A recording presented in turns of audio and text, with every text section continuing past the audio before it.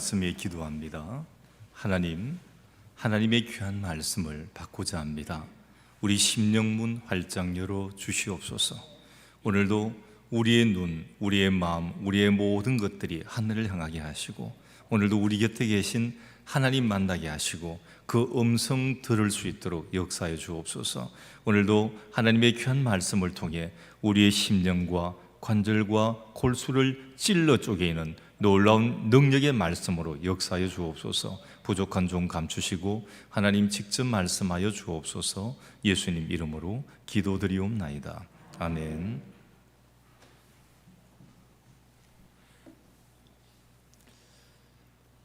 평생을 목발을 짚고 살았던 한 아버지가 있었습니다. 참 불편하셨겠죠. 여러 가지 일상생활에도 많이 불편하고 했는데, 아마 딸을 키워본 부모님들은 아마 한 가지 소망이 있을 거예요. 요즘은 신식이 되어가지고 결혼식 할 때 자기들끼리 손잡고 들어가고 뭐 희한한 방법을 많이 하는데, 원래 전통적인 방법은 신부는 아버지가 에스코트를 해서 신랑에게 인계해 주는 것. 이제까지는 내가 이 딸을 잘 키웠는데 이제는 사위 자네가 잘 이렇게 해줘야 된다 하는 그런 의미로 이렇게 주게 됩니다.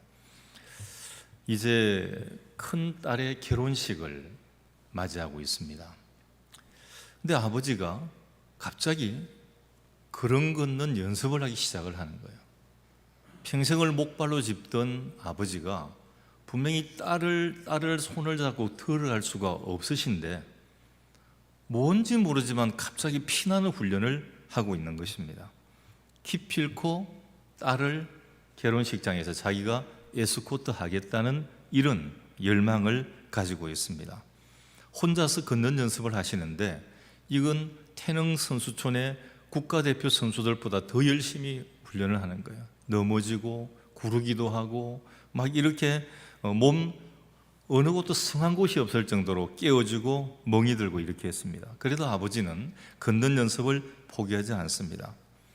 그런데 이 모습을 지켜보는 식구들, 큰딸은 한쪽 마음구석에 왠지 답답함과 불안감이 스며들어옵니다. 여자분들은 이 결혼식이 평생에 아마 제일 큰 꿈 가운데 하나일 거예요. 가장 아름답게 꾸미는 게 신부 화장이고, 그 결혼식장에 하얀 웨딩드레스를 입고 들어가는 게 평생의 꿈인데, 그 꿈이 망가질까 봐 노심초사가 되는 것입니다. 큰딸이나 식구들은 아버지보다는 삼촌이나 아니면 이모부나 다른 친척이 이 딸을, 자기를 에스코트 해주기를 원하고 있었습니다. 근데 결혼식 전날에 이 딸이 가만히 신발장 위에 보니까 하얀 운동화, 새 운동화가 놓여가지고 있습니다. 뭔가 불길한 예감이 저미어 들어옵니다. 다음날 결혼식장에 아버지는 뒤뚱거리며 나타납니다. 이 딸이 불안하게 보았던 신장 위에 있던 하얀 운동화를 그대로 신으시고 뒤뚱뒤뚱 나타납니다. 큰딸은 원망과 분노가 솟구칩니다. 내 평생에 한 번 있는 결혼식인데 가장 화려하고 아름답고 모든 스포트라이트를 받아야 되는 이런 결혼식장에 그 하얀 운동화, 그 주인공인 아버지가 나타나신 겁니다. 그리고 이 하얀 운동화를 신고 뒤뚱거리면서 딸을 에스코트하기보다는 거의 딸한테 매달리다시피 해서 딸을 결혼식장으로 데리고 들어가게 됩니다. 결혼식 내내 이 딸은 수군거리는 소리를 듣습니다. 자기한테 하는 소리가 아닌데 그 결혼식장에서 나오는 모든 소리들이 아버지가 신고 있는 하얀 운동화 이야기 같고, 뒤뚱거리는 아버지의 걸음걸이 모습 같다. 그는 결혼식 내내 끝날 때까지 모든 그 하객들의 소리를 그렇게 들었습니다. 아버지가 미워지기 시작을 합니다. 그리고 이 아버지에게 하얀 운동화를 사준 사람이 도대체 누군지 모르지만 그 사람이 너무너무 원망스럽습니다. 오랫동안 꿈꿔왔던 그 필생의 결혼식, 그 꿈이 산산조각 나는 아픔을 경험을 하게 됩니다. 수치스러움과 원망으로 인해서 이 큰딸은 한동안 결혼식 사진을 집에 걸어놓지도 않았습니다. 그리고 친정은 그때부터 일절 발길을 끊어버렸습니다. 가지 않았습니다. 아버지와 하얀 운동화가 준 상처가 이 딸을 계속 괴롭히고 있습니다. 근데 어느 날 연락이 옵니다. 아버지가 위독하다는 거예요. 돌아가시기 직전이라는 겁니다. 아무리 친정하고 발길을 끊었지만 안 가볼 수가 없습니다. 친정에 갔습니다. 아버지를 결혼식 이후에 처음 대면을 하게 됩니다. 아버지는 참 수척해진 얼굴로 이 딸의 손을 잡습니다.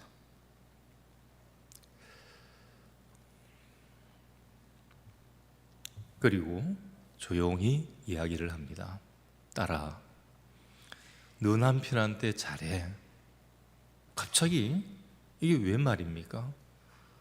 결혼식 끝나고 처음 만난 딸한테 제일 먼저 하는 말이 남편한테 잘하는 거예요.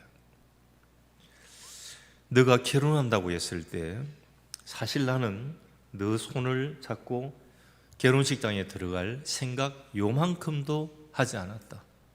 그런데 내 남편 될 친구가 매일 찾아오더구나. 그리고 와서 아버님께서 꼭 결혼식장에 오셔야 됩니다. 그리고 이 딸을 꼭 에스코트해서 들어가셔야 됩니다. 날마다 찾아와서 용기를 주었고, 그리고 나를 부축해주고 걸음을 연습해 주었고, 하얀 운동화까지 나에게 사주었다.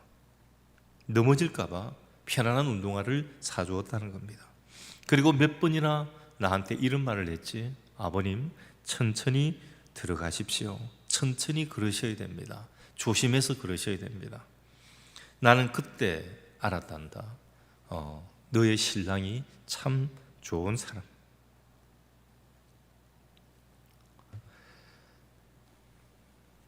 너가 참 좋은 남편을 만났다는 것을 이제 알았단다. 그 말을 듣고 있던 큰딸은 눈물을 흘리기 시작을 합니다. 그동안 그의 마음속 한쪽에 자리 잡고 있던 원망과 분노의 그 가장 중심이었던 하얀 운동화,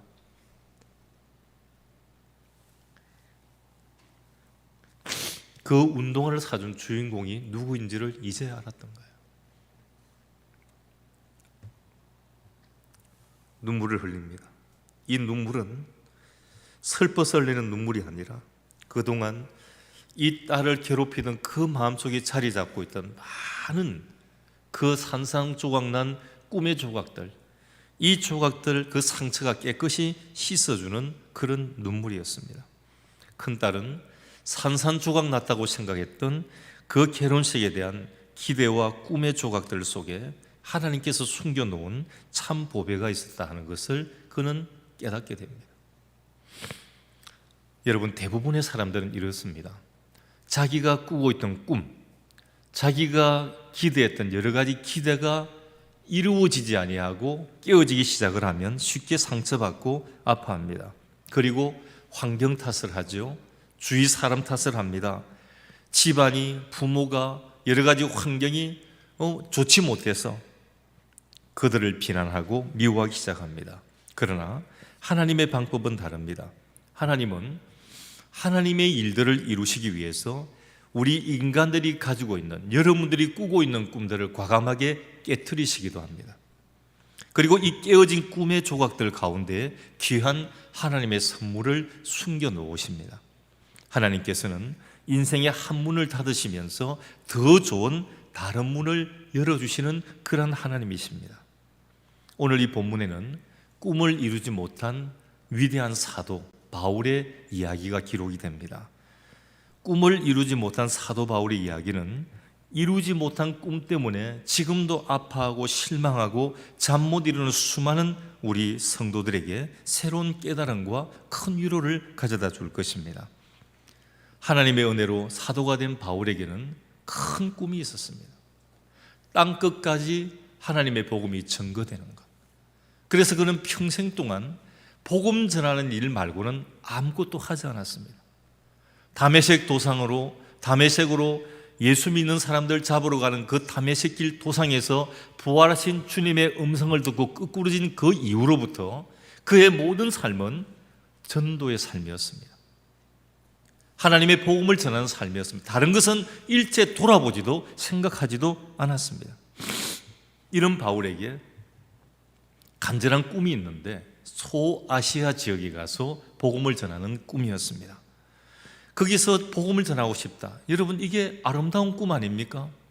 내가 좋은 집에 살고 싶다는 겁니까? 좋은 차를 타고 싶다는 겁니까? 내가 돈을 많이 벌고 싶다는 겁니까? 그거 아무것도 아닙니다. 오직 하나님의 일, 복음 전하는 일을 위해서 간절한 아름다운 꿈을 꾸고 있습니다. 그런데 그 길이 열리질 않아요. 그 복음의 꿈이면, 그 사도의 꿈이면 하나님이 열어주셔야 되잖아요. 그런데 그 꿈이 열리지 않습니다. 바울은 그 길이 열리지 않으니까 더 애써서 그 길을 가려고 합니다. 7절에 보니까 애쓰되라는 말이 나옵니다. 애쓰되, 이렇게 애쓰는 바울의 모습을 보여주고 있습니다. 여러분, 바울이 보통 사람입니까? 집안적으로 왕족 집안입니다. 베냐민 지파예요. 바리새인 중에 바리새인입니다. 그 당시 기득권층에 있었다는 거죠. 그리고 학벌로 치면 가말리엘의 문화생입니다. 그 당시에 최고의 학벌이 힐렐과 가말리엘인데 이 양쪽 학파 가운데 가말리엘의 문화생이었습니다. 엄청난 학벌을 가지고 있습니다.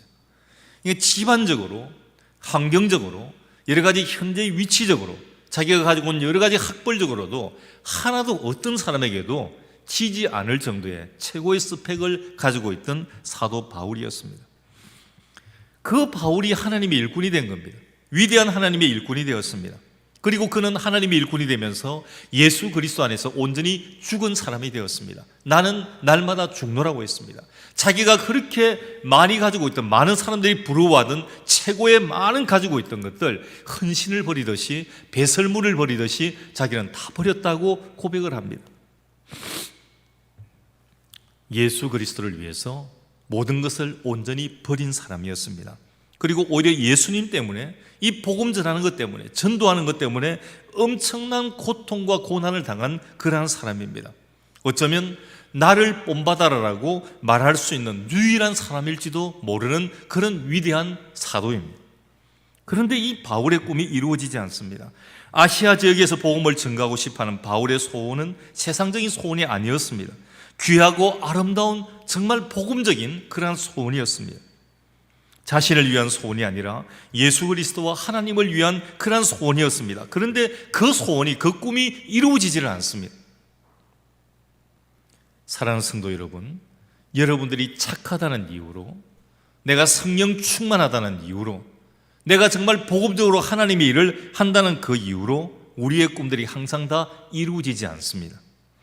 우리들이 하나님을 사랑하고 하나님을 위해서 열심히 살았다는 그 이유로 우리들이 소원이 다 이루어지지 않는다는 것입니다. 우리가 선하고 믿음과 성령이 충만해도, 그리고 우리의 꿈들이 소박하고 진실해도 이루어지지 않는 꿈들이 많이 있습니다. 하나님은 오늘 이 본문을 통해서 바로 이 진리를 우리들에게 깨우쳐 주는 것입니다. 여러분, 많은 의문부호가 많았잖아요. 왜 이렇게 예수를 믿는데, 내가 이렇게 열심히 충성하는데, 내가 이렇게 하나님의 헌신하는데, 아니 하나님의 일을 하려고 하는데 왜 이렇게 되지 않습니까? 이 질문에 대한 해답을 오늘 이 본문이 주고 있는 것입니다. 그래서 이루어지지 않는 꿈 때문에 하나님께 불평해서 안 됩니다. 내가 이렇게 충성했는데, 내가 이렇게 헌신했는데, 내가 이렇게 하나님을 사랑했는데 왜 나의 꿈이 이루어지지 않지? 이런 생각들, 우리들을 더 비참하게 만드는 사단의 유혹입니다. 여러분, 이 말들이 어느 곳에서 가장 많이 나오냐면 교회에서 항존직을 뽑는 선거가 끝난 이후에 딱 이 단어들이 튀어나옵니다. 신앙이 없고 믿음 없는 사람은 제1번으로 내가 교회 헌금 얼마나 했는데, 내가 이 교회에 얼마나 충성봉사했는데, 내가 얼마나 열심히 했는데, 이 단어를 우리가 쉽게 내뱉지 않습니까? 나가서 교회를 비방하고. 여러분, 떨어지고 안 되는 건 하나님의 뜻입니다. 그게 사람이 뽑는 것 같지만 그렇지 않아요. 저는 이런 이야기를 참 귀에 못이 박히도록 들었어요. 어떤 교회는 부임해 가니까 꽤 큰 교회인데 어떤 분이 사과를 한 개작 들고 찾아오셨어요. 사과 유통을 하시는 분인데 저한테 공갈 협박 겸 자기를 알아달라고 하시는 한 말씀이, 목사님, 지난번 선거에서 제가 장로 투표에 한 표 차로 떨어졌습니다. 가슴이 와르르 무너져 내려오더라고요. 이분은 이 교회에 있는 동안 나하고 지나기가 참 어렵겠구나, 참 힘들겠구나. 자기 딴에는 자기를 과시한다고 이야기했지만 저 같은 목회 스타일하고는 전혀 맞지 않는 사람이에요. 차라리 가만히 있어서 나중에 제가 그 여러 가지 기록된 걸 보다가 그걸 보았으면 이분이 한 표 차로 떨어졌구나, 참 안타깝네, 기도할 수 있었을 거예요. 근데 자기 입으로 내뱉는 거 보고는 하나님이 안 되게끔 만드셨구나. 그분은 계속 안 되셨어요. 꼭 그 정도 표 차이로 안 됩니다. 2표, 3표 차이로 안 됩니다. 여러분, 그것도 하나님의 뜻이라고 받아들일 줄 알아야 됩니다. 되면 원사이드하게 돼요. 그렇게 까딱까딱하게 안 됩니다. 한 표, 2표 차이로 좀 부끄럽잖아요. 자, 과반수다, 3분의 2다, 딱 거기에 까딱까딱하게 되는 거 좀 부끄럽잖아요. 되면 표를 다 얻어야죠.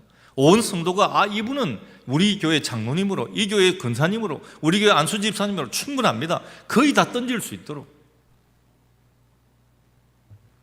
목사 위임 투표도 마찬가지입니다.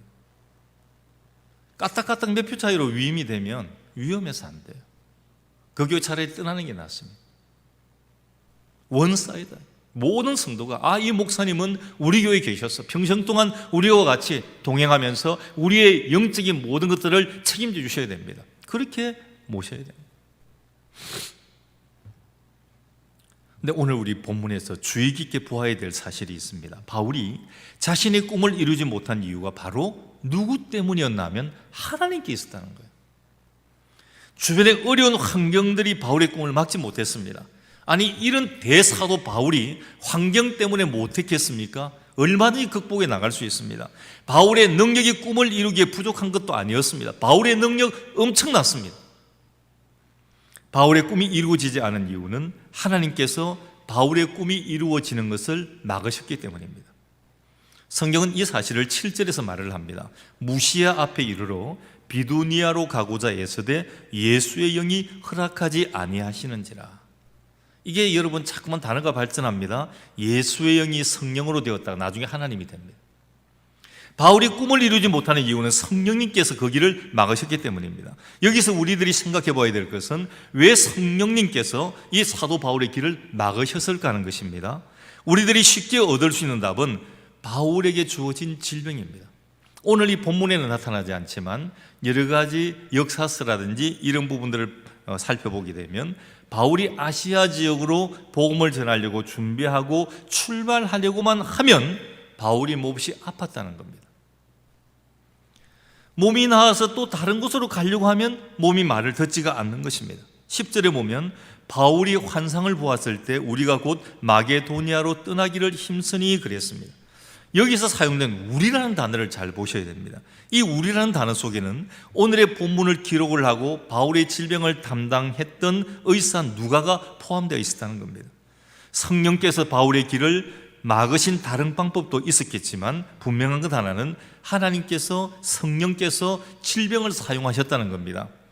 여러분, 성령님은 우리의 길을 여시는 분이에요. 헬퍼입니다. 도와주십니다. 우리가 어려우면 어렵지 않도록 그 길을 갈 수 있도록 우리의 길을 다 이렇게 예비하고 갈 수 있도록 길을 곱게 만들어 주시는 그런 분입니다. 그런데 성령님은 어떤 때는 우리의 길을 막기도 하십니다.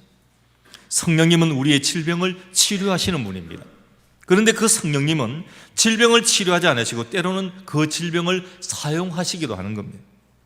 성령님은 애쓰고 힘쓰는 우리들을 도우십니다. 그러나 이 성령님은 우리들의 애쓰고 힘씀을 수포로 돌아가기도 합니다. 그러나 이러한 사실로 인해 낭망하거나 두려워해서는 안 됩니다. 오늘의 본문이 여기서 끝나지 않기 때문입니다. 그래서 여러분, 질병이 올 때도 이 질병 때문에 내가 죽겠구나가 아니라 어떤 때는 하나님이 이 질병을 통해서 나를 사용하시고자 질병을 주실 때가 있다는 겁니다. 한번 여러분 돌아보십시오. 한 평생을 살아올 때 여러 가지 많은 어려움과 풍파가 있었는데 그 중에 아마 질병도 있었을 겁니다. 돌아보면 그게 하나님의 경고였습니다. 저는 20대에 이 경고를 한번 받았어요.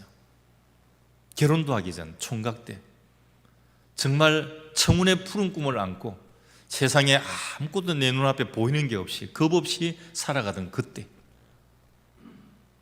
청천벽력 같은 폐병 상기가 넘어가는 사기로 들어가는 진단을 받았습니다.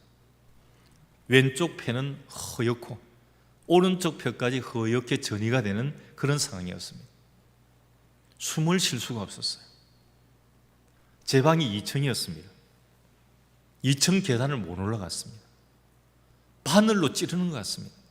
숨을 쉬면 바늘이 내 심장을 꽉 찔러 들어오는 것 같아요. 여름에 여러분 개들이 더우면 할딱할딱 숨을 쉬잖아요. 그렇게 숨을 쉴 수밖에 없었어요. 짧게. 너무 아팠습니다. 파스를 붙여보았습니다. 그때 나왔던 라이온 파스가 있었어요. 후끈후끈한 거. 여기 하나 붙였어요. 근데 아닌 것 같아요. 여기에 붙인데 아닌 것 같아요. 딴 사람 보고 등에도 붙여다가 나중에는 뺑 돌려 도배를 냈습니다. 그래도 아파요. 숨을 못 쉬겠습니다. 병원에 가서 사진을 찍어보니까 폐병 상기에서 사기로 넘어간다. 죽었구나. 여러분, 죽었어요. 그때는 80년대 초반입니다. 이미 이제 죽었다 생각을 해야 됩니다. 집에서도 난리가 났습니다. 하나 아들인데 이거 이제 큰일 났다는 겁니다. 그런데 하나님의 은혜로 그대로 치료가 되어가지고 그대로 나왔어요. 6개월 동안 주사 맞고 약 먹고 나니까 거의 완치 판정을 받고 그래도 1년을 약을 더 먹었습니다. 더 먹고 나니까 자국만 남아있어요. 지금도 의사가 이야기를 하더라고요. 혹시 사진이나 뭔가를 해가지고 모르는 의사가 뭐라 그러면 예전에 폐를 알아서 남은 상처, 딱지 남아있는 거다. 그리 이야기를 하면 된다. 경험 없는 의사는 혹시 또 그거 가지고 병이라 그럴지 모르는데, 근데 저는 그때 몰랐습니다. 내가 왜 이런 병을 들어야 되니 너무 억울했어요. 아니, 아직 꿈도 펼쳐보지도 못했는데 왜 내가 이 병이 들어 죽게 되냐는 거예요. 아직 그때까지만 해도 좀 많이 죽었습니다. 환자들도 꽤 옆에 있었습니다. 그런데 회복은 되었습니다. 근데 그걸 깨닫지는 못했어요. 왜 그 질병이 저한테 왔는지 깨닫지는 못했습니다. 나중에 종합해서 보니까 그 질병도 하나님께서 참 잘 나가던, 정말 세상 어디에도 지보다 잘난 것 없다고 까부르대던 나에게 주신 하나님의 경고였다. 근데 그 경고를 알아차리지 못했어요. 정말 영적으로 빠른 사람은 그걸 빨리 캐칭을 합니다. 근데 우리가 그러지 못하는 분들이 많아요. 오늘 여러분들 가운데도 아마 이런 게 질병을 통해서든지 삶을 통해서든지 여러 가지 가정사를 통해서든지 일터를 통해서든지 이런 여러 가지 경고등이 들어옵니다. 근데 그걸 빨리 캐칭을 하면 하나님께서 정말 더 좋은 곳으로 인도를 하는데, 그렇지 못할 때는 엄청나게 힘든 순간들을 맞이할 수 있게 된다는 것입니다. 오늘 본문은 그런데 여기서 끝나질 않습니다. 자신의 소원을 이루기 위해서 애쓰고 있던 바울에게 하나님께서 환상을 보게 합니다. 9절에 보니까 마게도니아 사람 하나가 서서 그에게 청하여 이르되 마게도니아로 와서 우리를 도우라 하는 환상을 하나님이 보여주십니다. 가고 싶은 길이 막혀있던 바울은 이 환상을 통해서 얼른 마음을 바꿉니다. 정말 바울이에요. 정말 사도 바울이 맞습니다. 우리는 우리의 길을 고집할 거예요. 내가 하나님의 복음을 전하는 거 결심하고 내가 아시아로 가는 것을 내가 결심했는데 이게 왜 막혀? 그래도 계속 나가려고 그럴 겁니다. 하나님이 그를 깨우쳐서 나의 생각은 그게 아니야. 그건 너 생각이고 나 하나님 생각은 이쪽이에요. 마게도니아 쪽. 바울은 바로 깨닫습니다. 얼른 자기의 마음을 바꿉니다. 바울은 환상을 통해서 하나님께서 소아시아가 아니라 마게도니아로 가서 복음을 전하는 것이 하나님의 뜻이다 하는 것을 알아차렸고 그것을 인정했습니다. 바울과 누가는 마게도니아로 가려고 준비를 합니다.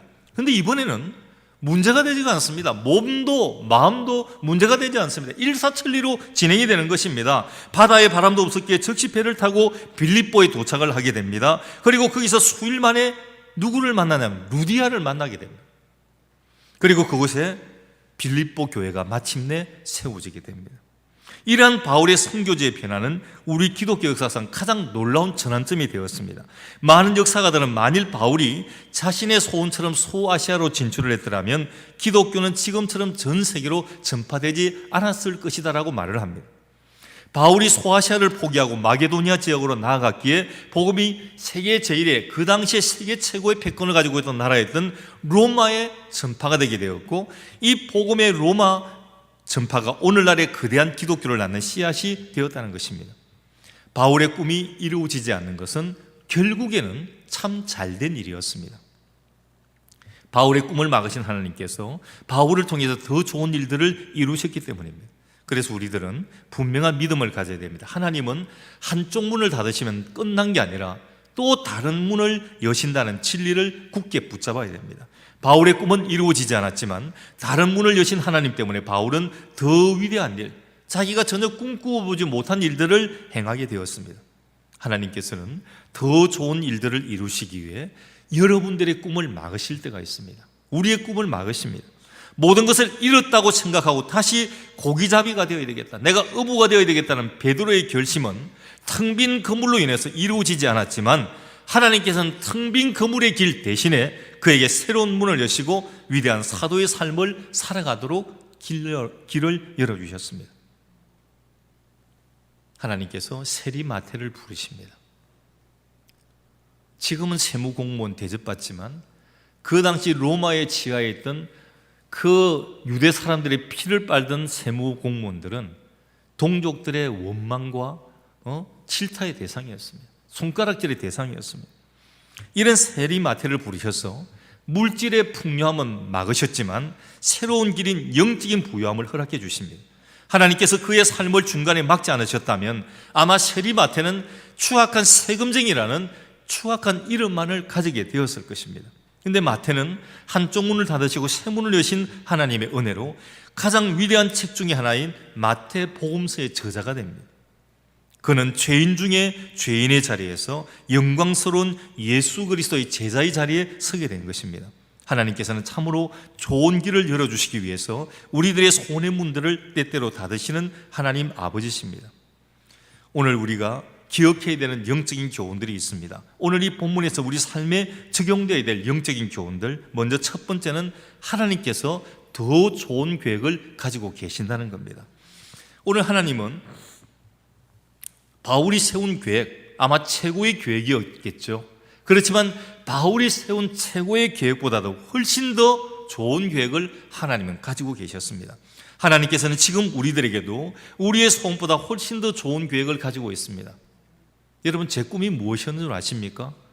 그 20대 청혼의 푸른 꿈을 꾸물 때 제 꿈이 뭔 줄 제 꿈이 뭐였겠습니까? 저는 이런 꿈을 꾸었어요. 제 모교회가 우리 대한민국 전체에서 분쟁, 싸움은 절대 2등 안 가는 교회입니다. 1등 가는 교회입니다.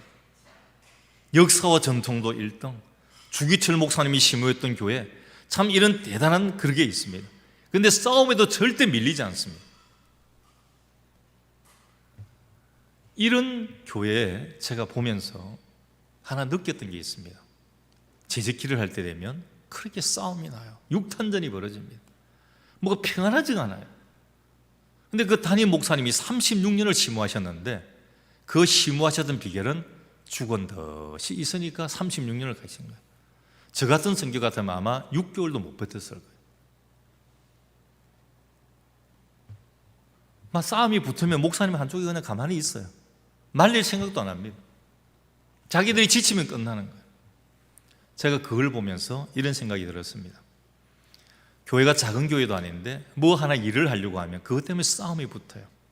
결심을 했습니다. 하나님, 저 돈 많이 벌게 해주십시오. 집이 가난하지 않았습니다. 부자 소리 들었던 집이지만 이 정도 말고 하나님 돈 많이 벌게 해주십시오.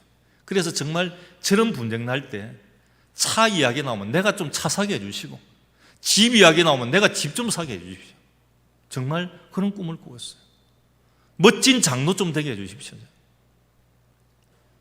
막 교회를 시시껄렁하게 내가 간섭하는 그런 장로 말고 큰일 날 때마다 그 큰일 탁탁 좀 해결해지는 그런 장로 되게 해주십시오. 제가 그 교회 다니면서 보았던 그게 그거였어요. 막 교회 안에서 어떻게 간섭하고 어떻게 그렇게 하느냐. 목사님 목회를 못해요. 교인들도 뭔가 뭐 하기가 어려워요. 우리 대학생들이 앞에 찬양하는 것까지도 얼마나 간섭을 하는지 몰라요. 기타도 못 메고 나갑니다. 기타 메웠다고 뭐라 그래? 기타 메웠다. 돈 많이 버는 게 꿈이었습니다. 사업에서 돈 많이 벌었어. 정말 저 사람하고 결혼할 때도 제가 그렇게 이야기를 했어요.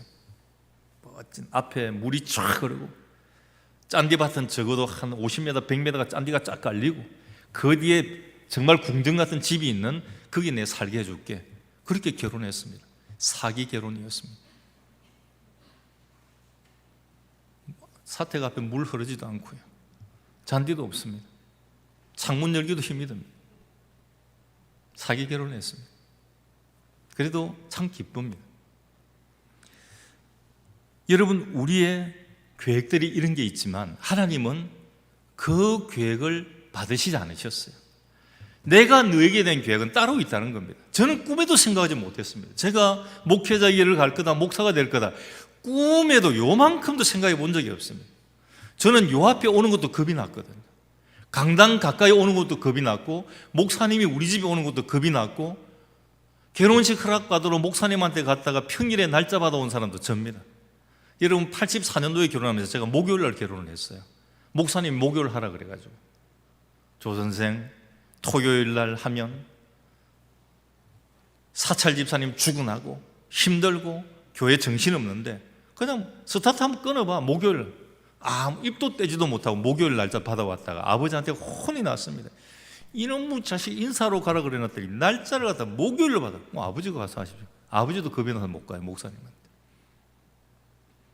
여러분, 84년도에 제가 목요일 날 결혼했어요. 제가 뒤에도 앞에도 들어보니까 목요일 결혼한 사람이 거의 없더라고요. 지금도 평일 결혼이 거의 없어요. 목요일이라도 빨간 날이면 하는데 아무것도 아닌 그냥 목요일 날이에요. 목요일 날 제일 편한 날이래요. 목사님 모시기에 수요일 지나고 목요일 날 딱 그리 하고 나면 사찰 집사님 청소하기도 좋고 다 좋다는 거예요. 뭐 저는 아무 이상이 없었습니다. 올 사람 다 온다는 거예요. 다 왔는지는 모르겠습니다. 어쨌든 하나님의 계획은 그렇지 않았습니다. 하나님의 계획은 다른 데 있었습니다. 너 돈 잘 버는 정말 뭐 차 사고 집 사주는 그런 장로 아니라 너에 대한 나의 계획은 다른 게 있다는 겁니다. 그래서 정말 둘러서 저를 목회자의 길로 들어가도록 만들어 주셨습니다. 여러분, 저뿐이겠습니까? 여러분들에게도 아마 막힘이 있을 때가 있을 겁니다. 어려울 때가 있을 겁니다. 사업을 하는데, 직장생활을 하는데 여러 가지 가정생활에 많은 어려움이 있을 것입니다. 그런데 내가 생각했던 정말 아름다운 과정은 이것이지만 하나님이 생각하는 또 더 아름다운 과정을 하나님이 계획할 수 있다는 사실인 것입니다.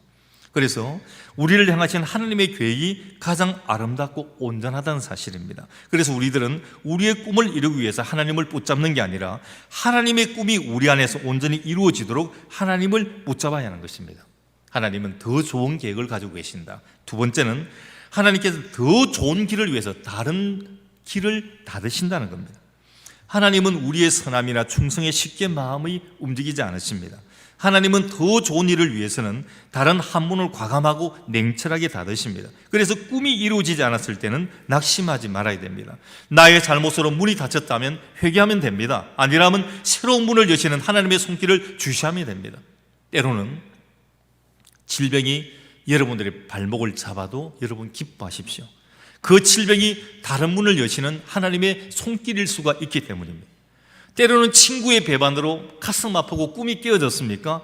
그 친구 너무 미워하지 마시기 바랍니다. 그 친구의 배신도 하나님께서 사용하시는 도구일 수가 있다는 사실입니다. 보디발의 아내가 요셉을 유혹하지 않았다면, 그리고 거짓 증언을 하지 않았다면 요셉이 어떻게 감옥에 갔고 거기서 술관원을 만날 수가 있었겠습니까? 왕자였던 모세는 동족인 이스라엘을 돕기로 결심을 합니다. 그러나 그의 숨겨진 간절한 꿈은 오히려 그를 살인자로 만들었고 결국은 광야의 연약한 목동의 신세로 전락이 되게 됩니다. 그런데 이 모세의 깨어진 꿈의 조각들 가운데 하나님은 귀한 보화를 숨겨놓으셨습니다. 40년이라고 하는 긴 광야의 목동의 세월의 훈련을 통해서 모세는 마침내 그 보화를 발견하게 됩니다. 모세는 한 문을 닫으시고 다른 문을 여시는 하나님을 만나게 된 것입니다. 꿈이 이루어지지 않았다고 해서 환경을 탓하거나 그 관련된 사람들, 이웃들을 비난하는 것은 새로운 문을 여시는 하나님의 손길을 놓치게 하는 중요한 원인이 될 수가 있습니다. 한 문이 닫혔으면 떨리는 마음으로 새로운 문을 여시는 하나님의 손길을 기대하면 되는 것입니다. 그리고 세 번째는 나의 열심보다 하나님의 은혜를 더 사모해야 됩니다. 여러분, 우리가 신앙생활을 할 때 가장 실망하는 부분이 바로 여기에요. 근데 잘 몰라요, 이걸. 열심으로 하면 그게 신앙이라고 착각을 합니다. 여러분, 열심과 신앙은 다릅니다. 저도 참 열심이 많았습니다, 교회 생활에. 물론 사회에도 굉장히 열심히 했어요. 근데 교회도 성격상 절대 2등 가지는 않습니다. 뭘 하면 완벽하게 해야 되고 교회 학교 교사를 하면 완벽하게 해야 됐습니다. 제가 판을 맡아서 처음 몇 명을 맡았습니다. 어느 정도 열심히였냐면 직장생활하면서 저는 손편지를 아이들한테 썼어요.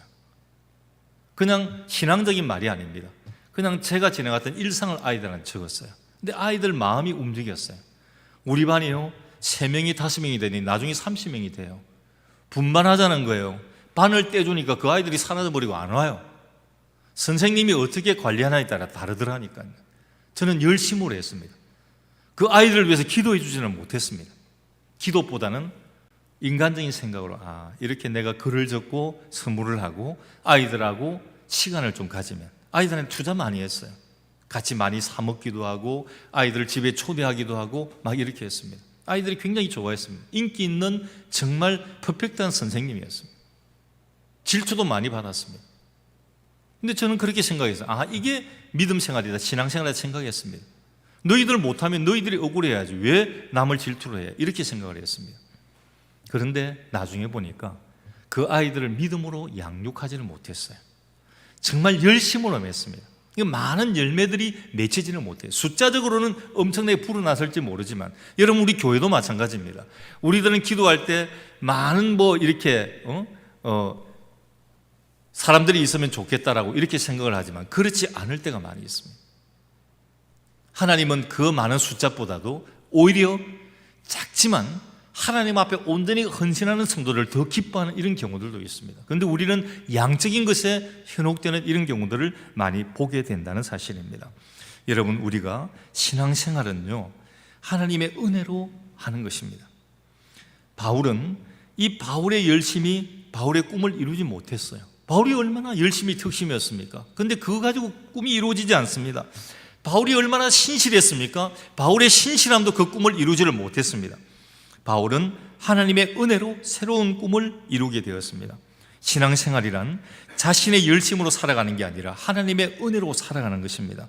내 결심과 충성으로 하나님의 일을 이루어가는 게 아니라 하나님께서 나를 마음껏 쓰시도록 하나님께 순종함으로 하나님의 일을 이루어가는 것입니다. 높은 창공에 보면 독수리나 매를 보면 날개짓을 많이 하지 않습니다.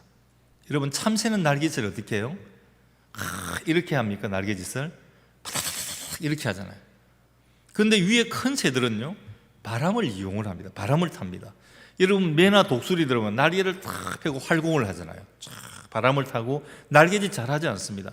빨리 내려가야 될 때 이럴 때 날개짓 하죠. 위에서는 쫙 그냥 날개만 펴고 있습니다. 자신의 힘으로 나는 게 아니라 바람의 힘으로 나는 것입니다. 우리 신앙인도 하나님의 은혜로 일하는 것입니다. 내가 일하는 것이 아니라 하나님께서 나를 통하여 일하시도록 하나님께 순종하는 것입니다. 오직 나 자신의 열심 하나만 붙잡고 살았던 야곱이 야복 강가에서 마침내 하나님의 은혜의 손길을 붙잡게 됩니다. 자신의 미래가, 자기 가족의 행복이 자기의 열심만으로는 지킬 수 없다는 것을 바울은 그때서야 깨닫게 됩니다. 야곱은 그때서야 깨닫게 됩니다. 오직 하나님의 은혜만이 자신과 온 가족의 삶을 복되게 하는 것임을 야곱은 깨닫습니다. 그래서 야곱은 밤새 울며 하나님께 매달립니다. 그리고 그는 한 이름을 받습니다. 이스라엘이라라. 앞으로 너는 야곱이라 하지 말고 이스라엘이라라. 새로운 모습으로 변화됩니다. 하나님의 은혜로 변화되는 것입니다. 우리 스스로 열심이라고 하는 우물을 파지 말아야 됩니다. 오직 하나님의 은혜의 샘에 우리의 몸을 담그기만 하면 됩니다. 지나친 우리의 열심은 오히려 우리를 망가뜨립니다. 오직 하나님의 은혜가 우리를 살게 하고 승리하게 합니다. 그래서 하나님의 은혜의 보좌 앞에 더 가까이 나아가야 합니다. 은혜의 문을 여시는 하나님의 음성에 온전히 순종해야 됩니다. 이루어지지 못한 일들로 인해서 환경을 탓하거나 이웃이나 사람을 원망하지 마십시오. 아파하고 힘들어하지도 마시기 바랍니다. 더 좋은 것을 주시기 위해서 하나님께서 문을 닫으신 것뿐입니다. 그러나 이제 곧 하나님께서 더 복된 문을 여실 것입니다. 깨어진 여러분들의 꿈의 조각들 속에 하나님께서 숨겨두신 정말 귀한 보물들을 발견하시기를 주님의 이름으로 간절히 축원합니다. 기도합니다. 하나님의 귀한 말씀을 우리 신비에 새깁니다. 주신 말씀이 우리에게 양약이 되어서 우리 모든 신앙생활, 삶을 살아갈 때 이 말씀대로 살아갈 수 있도록 하나님 붙들어 주시기를 원합니다. 간절한 소망을 꾸었던, 간절한 소망을 가졌던 사도 바울, 그러나 그의 소망보다는 하나님의 것이 더 위에였습니다. 바울이 큰 꿈을 꾸었지만 하나님의 꿈은 그것과 비교되지 않았습니다. 오늘 우리들도 하나님 앞에 큰 꿈을 꿉니다. 하나님, 저는 신앙에 이런 꿈이 있습니다. 이런 복음의 꿈이 있습니다. 그렇지만 하나님께서 우리에게 주시는 다른 꿈이 있다면 그 꿈으로 갈아타야 될 것입니다. 오늘 사도 바울은 아시아로 가고자 하는 복음의 꿈을 졌고 하나님께서 말씀하시는 그 꿈으로 갈아타게 됩니다. 그의 길은 일치월장하게 되고 온 세계로 하나님의 복음이 전파되는 놀라운 결과를 낳게 됩니다. 한 문을 닫으셔도 한 문을 여시는 하나님의 은혜의 손길을 바라보게 하여 주시옵소서. 산산이 깨어진 나의 꿈 조각 가운데 숨겨진 하나님의 귀한 하늘의 보물을 발견하는 우리가 되게 인도하여 주옵소서. 예수님 이름으로 기도드리옵나이다.